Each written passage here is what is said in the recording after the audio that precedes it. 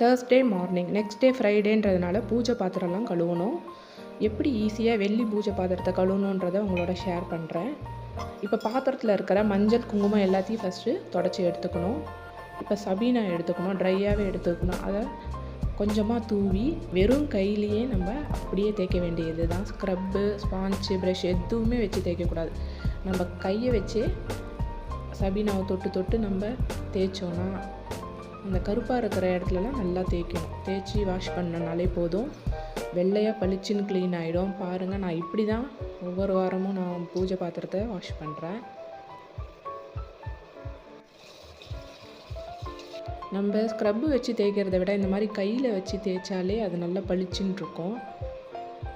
இதுவே பித்தளை பாத்திரம்னா நம்ம வந்து அதே சபீனால் லெமனை புழிஞ்சு விட்டுட்டு அதை எடுத்து நம்ம தேய்ச்சோன்னா அது பளிச்சுன்னு ஆகிடும். இது மாதிரி தான் நான் எல்லா பூஜை பாத்திரத்தையும் தேய்ச்சேன்.